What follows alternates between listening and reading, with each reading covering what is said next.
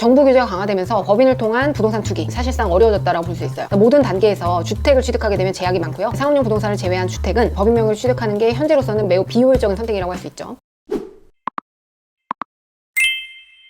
안녕하세요. 절세로 미래를 바꾸는 김연애 기사입니다. 최근 몇 년간 부동산 가격 상승으로 규제가 심화가 되었고, 이로 인해서 이제 부동산을 개인 명의로 보유하는 것이 점점 부담스러워지면서 많은 투자자분들이 법인 설립을 고려를 했고, 부동산 법인을 만들면 세금을 줄일 수 있다, 이런 이야기가 많았었죠. 하지만 현행 법령을 살펴보면 법인을 만든다고 해서 무조건 세금이 줄어드는 것은 아닙니다. 오히려 잘못 만들었다가 취득세, 보유세 등과 같은 이런 세금 폭탄을 맞아서 수익성이 악화될 수 있으니까 사실관계를 좀 정확하게 파악하고 내 상황에 맞는 전략적인 접근이 중요하다라고 할 수 있겠습니다. 오늘 영상에서는 법인으로 부동산을 구매하게 되면 벌어지는 일이라는 주제로 취득, 보유, 양도를 할 때 세금에 대해서 알아보는 시간을 가져보겠습니다. 그럼 영상 시작 전에 구독과 좋아요도 잊지 않으셨죠? 꼭 부탁드립니다. 먼저 법인으로 부동산을 취득하는 경우입니다. 우선 취득하는 물건이 주거용 물건인지 상업용 물건인지부터 구분을 하셔야 하는데요.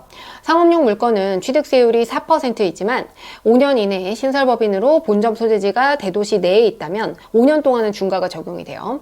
그래서 5년이 지나면 중과가 되지 않는 것이고요. 법인 명의로 주택을 매매하게 되면 주택수와 지역에 무관하게 무조건 12%의 중과세율이 적용됩니다. 개인의 경우에는 조정이냐 비조정이냐에 따라서 그 주택수에 따라서 8에서 12%로 달라지는 반면에 현재 법인의 경우에는 최고 중과세율이 12%가 적용된다는 점 기억하셔야 됩니다. 결국 정책적으로 그 법인으로는 주택 구매를 하지 말라는 그런 의미겠죠? 물론 투기 목적이 없거나 공인 목적으로 취득을 하는 주택은 중과에서 제외가 되는데요. 대표적인 것이 이제 많은 분들이 알고 계시는 주택 공시가격 1억 원 이하 주택입니다. 만약에 지분이나 부속토지만을 취득한 경우에는 전체 주택 가격으로 판단을 하셔야 되고요. 단 이때 주의할 점은 이 공시가격 1억 원 이하라고 하더라도 무조건 중과제외가 아니라는 거예요. 즉 중과가 되는 경우도 있다는 거죠. 이 점을 좀 주의하셔야 되는데, 우선은 정비구역으로 지정 고시된 지역, 사업시행구역에 소재하는 주택은 주택 공시가격 1억 원 이하여도 중과가 적용이 됩니다. 또 5년이 경과되지 않은 신설법인의 경우에는 본점 소재지가 대도시 내에 소재하고 있는 상태에서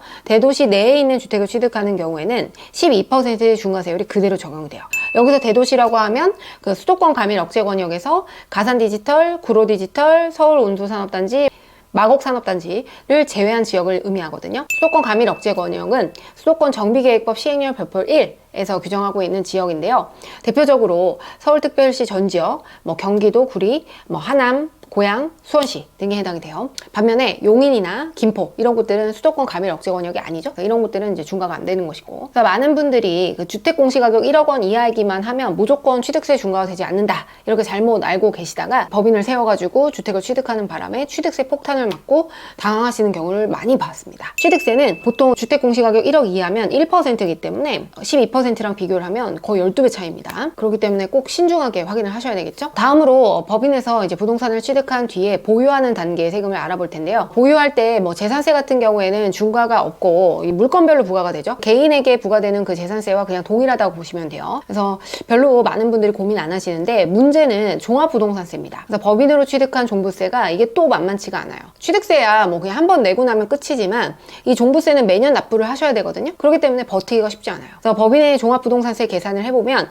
주택 공시가격의 공정시장가액 비율 60%를 곱하고 2주택 이하는 2.7%, 3주택 이상은 5%의 단일세율이 적용됩니다. 개인의 경우에는 9억 원의 공제금액과 세부담 상한 초과세액 공제로 전기에 납부한 종부세 대비해서 일정 비율까지만 세금을 부담하는 것에 비해서 법인은 굉장히 큰 부담이 된다라고 볼 수 있겠죠. 또 개인은 이제 구간에 따라서 기본세율은 0.5에서 2.7, 중과세율은 0.5에서 5% 이렇게 되는데, 반면에 그냥 법인은 2.7%, 5% 이렇게 단일세율이 적용이 되는 거예요. 이게 굉장히 큰 부담으로 다가오게 됩니다. 세금이 엄청나죠, 차이가. 물론 종합부동산세는 주택에 대해서 부과되는 것이기 때문에 상가나 지식산업센터나 토지나 건물 이런 것들을 보유한 법인은 종부세 부담은 크게 없는 거고요. 재산세만 부담하시면 됩니다. 마지막으로 법인에서 보유하던 부동산을 양도하는 경우의 세금에 대해서 알아보도록 하겠습니다.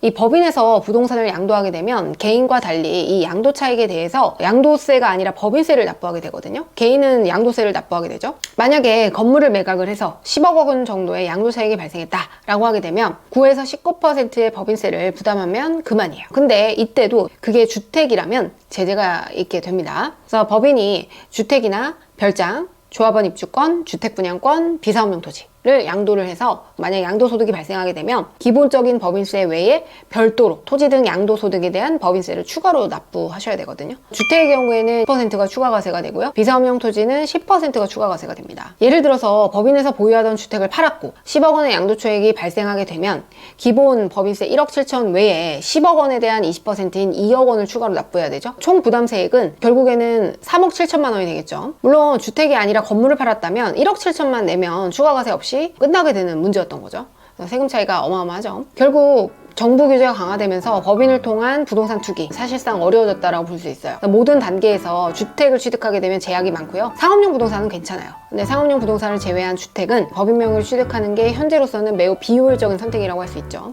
따라서 법인으로 부동산 구매를 고민하고 계시는 분들이라면 오늘 영상을 통해서 좀 신중하게 판단하는 데 도움이 되셨길 바랍니다. 그럼 오늘도 유용한 정보 전해드린 절세민이었습니다.